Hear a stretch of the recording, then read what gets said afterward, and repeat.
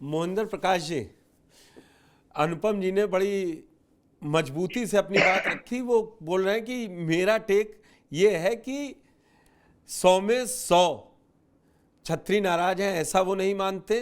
क्या हकीकत है वो जो कह रहे हैं कि जो मैंने 15 नाम गिनाए कि ठाकुरों की खड़े किए गए थे और एक सीट पे केवल वहां मतदान हुआ है, सर्वेश सिंह वाली मुरादाबाद पे, बाकी पे अभी बहुत चुनाव बाकी था।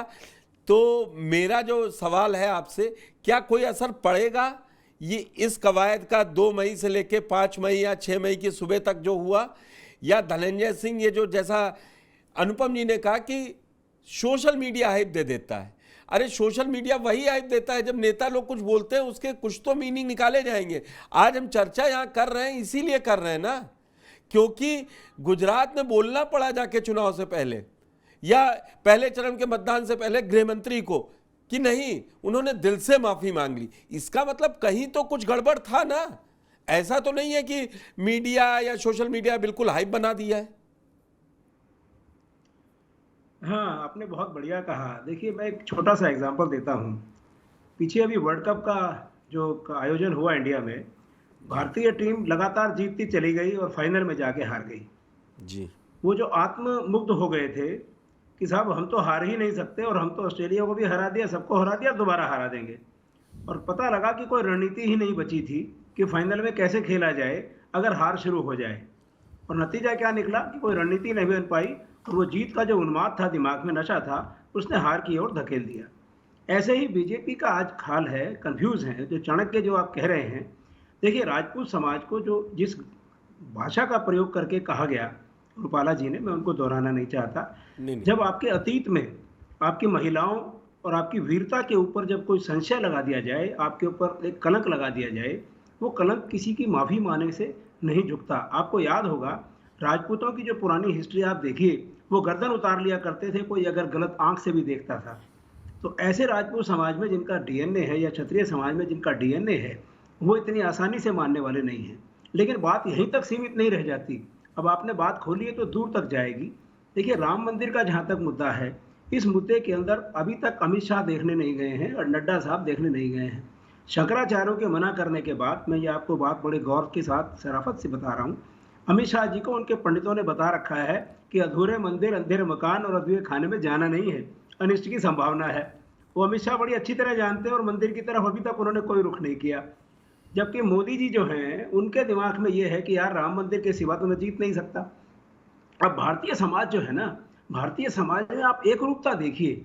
जब 2019 में देश की एकता का सवाल आया, जब देश की एक, जिसे कहते हैं ना, भावना जगी, अब मैं उनको दोबारा नहीं कहना चाहता बालाकोट और ये वो वाला कोट, उसमें पूरे देश ने, चाहे क्षत्रिय हो, चाहे ब्राह्मण हो, चाहे नीचे का हो, चाहे ऊपर का हो, आदमी हो या औरत हो, हिंदू हो या मुसलमान हो, सब ने एक छत में वोट दिया।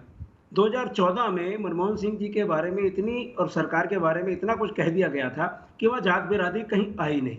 और उससे पहले भी कई एग्जाम्पल हैं। 77 में इंदिरा जी हारी, 80 में आ गई, तो कहना, और 84 में जब उनकी मौत हुई तो पूरे हिंदू समाज या मुस्लिम समाज या किसी ने ये नहीं देखा कि कौन किस समाज का है और किसको वोट दे रहा है। अब मैं अपनी बात पे आता हूँ जो आपने छेड़ी है।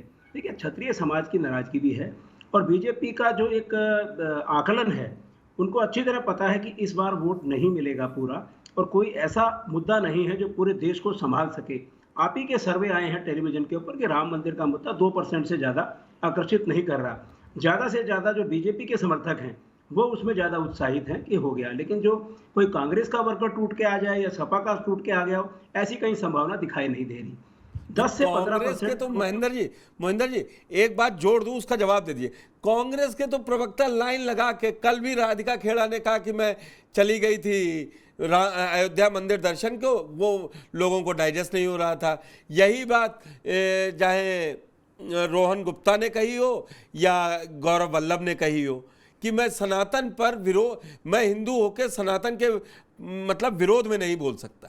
तो ये तो मत कहिए, टूट तो रही है पार्टी। लेकिन मैं आपकी बात का एक सपोर्ट भी लगा दूं कि पूर्व मुख्यमंत्री सीएम चन्नी पंजाब के दर्शन करके आए और अब वो चुनाव लड़ रहे हैं। कोई मुद्दा नहीं है। तो जिसको जाना है जब पार्टी छोड़ के, तो बता रहा है सनातन का और हमारे दर्शन पर रोक है। और हिमाचल वाले भी या हुड्डा भी और में आते हैं। वही है जी। पुष्कर जी, मैं अपनी बात समाप्त कर दूं। देखिए, आपको आज ही का एग्जांपल देता हूं। जिसको बीजेपी ने कहा कि सनातन का डीएमके के लोग, तमिलनाडु के लोग सनातन के बारे में अपशब्द बोलते हैं और कांग्रेस उसको क्या सपोर्ट करती है। आज बीजेपी की कलई खुल गई, जवान नहीं खुद बोल पाएंगे। आज टीडीपी के लोगों ने कह दिया, चंद्रबाबू ने, कि 4% मुसलमानों को हम वो देंगे रिजर्वेशन। अब उसका क्या जवाब निकलेगा? तो बात बड़ी घूम घूम के है कि जो मैं कह रहा हूं तो वो सच है, जब दूसरे कहने लगे तो कुछ और। अब जैसे प्रधानमंत्री ने जो ये देवगौड़ा जी के पोते हैं उनके लिए वोट मांगी। अब कहने वाले ये भी कह रहे हैं कि जो सीता का अपमान करते हैं उनको राम जी कैसे अपने संरक्षण में लेंगे। अब ये बड़ी वाजिब बात है, जय श्री राम का नारा लगता है लेकिन जय सिया राम का नारा नहीं लगता। सीता जी का कहीं, राधा जी का कहीं जिक्र नहीं होता। और महिला जो है, जो महिला मणिपुर में है, जो महिला बिल्किस बानो है, जो महिला कहीं और है, तो ये जो एक हिंदुस्तान के मन में, मैं आपकी बात समझ गया। दूसरे राउंड में आता हूं, इस राउंड में जरा पूरा कर लूं। अभी मेरे साथ वरुण जी जुड़े हुए हैं। वरुण जी, ये क्षत्रिय समाज जो है, आपने बहुत अच्छा कहा मेरे साथी ने कि इनका बहुत ज्यादा असर नहीं है कि ये इलेक्शन को पलट दें। ये 2.5-3% से ज्यादा हर कॉन्स्टिट्यूंसी में इनका, क्षत्रिय समाज का, इससे ज्यादा जोर नहीं है। लेकिन हाँ, एक सेंस फैल जाती है जो प्रवेल करती है। जी वरुण जी, एक सेंस फैल जाती है, मोहिंदर प्रकाश जी कह रहे हैं।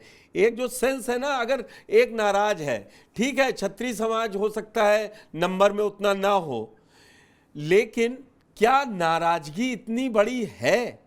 जो मैं सवाल, मेरा मतलब मूल सवाल है कि क्या इतनी बड़ी नाराजगी है जो बीजेपी मैनेज करने में जुटी हुई है पहले चरण से और ये 7वें चरण तक, क्योंकि बिहार में भी चुनाव है, उत्तर प्रदेश में भी है, तो वहां पर क्या ये समाज कुछ बड़ा खेल कर सकता है या ये सिर्फ यहां हमारे मीडिया की चर्चा का विषय है? मीडिया की चर्चा का विषय वही होता है जो राजनीति समाज में दिखता है, इसलिए मीडिया उसको चर्चा करता है। देखिए, बीजेपी से नाराजगी क्षत्रिय समाज की जरूर है और उसका असर पड़ेगा। ऐसा नहीं कि 2% 3% है तो कहीं डिफरेंस अगर 2-3% का भी हो तो ले हरवा सकते हैं बीजेपी को, क्यों नहीं हरवा सकते हैं। लेकिन क्षत्रिय समाज के साथ में आप इसको मैं सवर्ण समाज जोड़ देता हूँ, क्योंकि ब्राह्मण हुए, सब ब्राह्मण और क्षत्रिय दोनों अपनी इंसल्ट बर्दाश्त नहीं करते। अभी मैं आज देख रहा था व्हाट्सएप ग्रुप जो है उसमें महाराणा प्रताप के ऊपर जो कटारिया जी ने टिप्पणी की थी वो बहुत ज्यादा चल रही, तो वो क्षत्रिय समाज ब्राह्मण समाज की उसमें चल रही है, तो उनके कहीं ना कहीं सेंटिमेंट तो हर्ट हुआ ही है।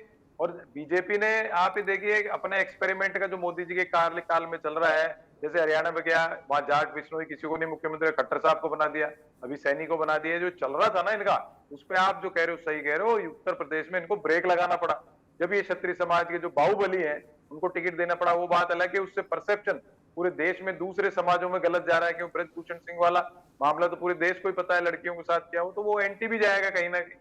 तो कुल मिलाकर के भारतीय जनता पार्टी बैकफुट पर है, लेकिन विपक्ष का क्रेज नहीं बन पाया। जैसे मोदी जी का क्रेज खत्म हो गया, विपक्ष का भी क्रेज नहीं बन पाया। तो जहां कैंडिडेट स्ट्रॉन्ग होगा, भारी होगा, अपने अपने वोटों को ला सकेगा, उसकी जीत की मुझे ज्यादा उम्मीद नजर आती है। और उत्तर प्रदेश में देखिए, भारतीय जनता पार्टी को इस समय जबरदस्त कड़ा मुकाबला, इनके एक वहम था, जैसे योगी आदित्यनाथ जी को बना दिया, पुष्कर धामी को बना दिया, तो हमने ठाकुरों का राज ला दिया। लेकिन जो जिलों में, प्रदेश के अलग अलग हिस्सों में जो ठाकुर होते हैं, उनकी जो पॉकेट्स होती है, वो तो नाराजगी थी। अब ये आपने फर्स्ट फेज में, सेकंड फेज में भी देखा। अब जो थर्ड फेज का वोट होगा, अगर उसमें भी उदासीनता होती है, तो उदासीनता मुझे लगती है सवर्ण समाज की, युवाओं की ज्यादा होगी। अगर उदासीनता रहती है तो भारतीय जनता पार्टी के लिए फिर आने वाला चुनाव तो बहुत मुश्किल हो रहा। अब आपने एक चीज और नोट की है जो जिसपे प्रश्न चिन्ह लग गया, आप 60% के 6% बढ़ा के रिवाइज कर देते हो मतों को। ये भी अजीबोगरीब बात है। जब टेक्नोलॉजी का जमाना है, तो टेक्नोलॉजी में तो शाम को बैंक में आप जाओगे और आपकी पासबुक अपडेट करके ब्याज आपका 60,000 का 66,000 कर दिया जाएगा। उस हिसाब से तो पब्लिक ये सब चीजें देख रही है। अभी पब्लिक के अंदर एक उदासीनता, एक अंडर करंट भी है, वो ऑब्जर्व कर रहे हैं। हाँ, मोदी फैक्टर बड़ा है, मोदी जी पूरा प्रयास कर रहे हैं, कभी पाकिस्तान कभी हिंदू मुसलमान, लेकिन वो मुझे नहीं लगता वो पब्लिक को असर कर पा रहा। पब्लिक के जैसे युवाओं के लिए महंगाई, बेरोजगारी बहुत बड़ा मुद्दा है। जो आरक्षित वर्ग है उसको विपक्ष कितना उठा पा रहा है समझ नहीं आ रहा। लेकिन जो मीणा समाज है, ये जो ये निजीकरण हुआ है ना, उनको जो नौकरियां मिलती थी उससे बड़े संतुष्ट हैं कि निजीकरण हो जाएगा तो नौकरियां कहां से मिलेंगी। वो भी आजकल को उनका आईक्यू लेवल कम तो है नहीं कि आप निजीकरण कर दोगे और सोचोगे नहीं हम तो आरक्षण को नहीं हटाएंगे, नहीं हटाएंगे। कुल मिला के क्षत्रिय समाज ऐसा नहीं है, जो मैं पैनलिस्टों को माफी चाहता हूं अगर उनसे मेरी अलग भिन्न राय है। अगर क्षत्रिय समाज नाराज है और वोट कम करता है तो बीजेपी का गणित बिगाड़ सकता है। बीजेपी का गणित साजिद बिगाड़ सकता है, कमोबेश सबने कहा है, लेकिन अनुपम जी के जो आंकड़े हैं वो कहीं से गलत नहीं है। चाहे वो विकास दुबे केस रहा हो, चाहे ब्राह्मण या त्यागी, ये समाज नाराजगी रही, लेकिन मुझे लगता है जब वो वोटों में तब्दील करने की बात आती है, मैं आपसे वही पूछने जा रहा हूँ, क्या सोशल मीडिया पर ये बज क्या है धनंजय सिंह को लेके और ब्रजभूषण शरण सिंह के लड़के को जो टिकट दिया गया, बड़ा आप बता रहे थे कि बड़ा विरोध है और दिख रहा है। वोटों में तब्दील अगर अनुपम जी की बात को मैं मानूं और सेकंड करूं, इसलिए क्योंकि भाई रिजल्ट तो पक्ष में जा रहा है ना, किसी का भी रहा हो। चार चार समाजों की नाराजगी दिखी, जाट हो, ब्राह्मण हो, त्यागी हो, अब क्षत्रिय समाज की भी देख लेंगे 4 जून को, वो देख लेंगे। और जिस तरह आप सोशल मीडिया की बात की ना सर, मामला सोशल मीडिया कुछ ऐसा नहीं कि आज के टाइम में उसे इग्नोर कर सके। जैसे अभी हमारे पैनलिस्ट में बात चल रही थी कि नहीं सोशल मीडिया पे थोड़ा सा मामला उछला है, उसका कोई नुकसान या नफा नहीं होगा। लेकिन हाँ, वहाँ 2 नैरेटिव है या 2 धड़े कह सकते हैं उनको। एक धड़ा ये है कि वो कह रहे हैं कि साहब घर का मामला है, सेट हो जाएगा, चल लेंगे, थोड़ी सी नाराजगी है लेकिन इस तरह की चीज़ें हो जाती हैं, अगर वो हमारी बात मान लेंगे या जिस तरह से उन्होंने ब्रजभूषण के परिवार को करण भूषण के जरिए साधने की कोशिश की है, चलो ठीक है चल जाएगा। या राजा भैया से जिस तरह से बात कर ली तो कुछ को लग रहा है कि चलो ठीक है, कम से कम बात की गई है। लेकिन दूसरी तरफ एक धड़ा और है, वो कह रहा है कि इतनी आसानी नहीं है भाई, क्षत्रिय हैं। मैं सोशल मीडिया वाले शब्दों का इस्तेमाल कर रहा हूं, या भी तमाम जितने भी हमारे पैनलिस्ट हैं वो अपनी डिबेट के हम लोग अगर कमेंट भी देख लेंगे तो वहां पता लग जाएगा साफ तौर पे कि किस तरह की चीज चल रही है। उन्होंने साफ कर दिया कि साहब नाराजगी तो है और इतनी आसानी से मानेंगे नहीं। एक रिपोर्ट हमारे रिपोर्टर ने उधर भेजी थी उस दिन सहारनपुर, हाँ, जिसने कहा था कि भाई जब ये हार जाएंगे तो इस बार अयोध्या जाएंगे, अगर बीजेपी हार जाएगी तो अयोध्या जाएगी। हाँ, तो इस तरह का मामला भी है पे है जहां हाँ, वोट है वहां पे कुछ क्षत्रिय समाज नाराज है, वो हमने दिखाई भी थी। और इसी में ना सर एक गड़बड़ या तो जोश में हो गई है और उसका नफा नुकसान हमारे पैनलिस्ट भी बताएंगे, आप भी उस पर गौर करिएगा। मैनपुरी में या जिस तरह से महाराणा प्रताप वाले मामले को तूल दिया गया, कोशिश पहले बीजेपी की ये थी कि भाई यादव वोट में सेंध लगाना है हमें वहां, लेकिन यादव वर्सेस हो गया क्षत्रिय, तो यादव तो हटा ही हटा, दूसरा क्षत्रियों का एक वर्ग और सोशल मीडिया पर सक्रिय हो गया कि नहीं ये तो लड़ाने की कोशिश की जा रही है या मुद्दे से ध्यान भटकाने की कोशिश की जा रही है। अब इसका लाभ कितना हो पाएगा या कितना ले पाएंगे, ये एक सवाल तो है।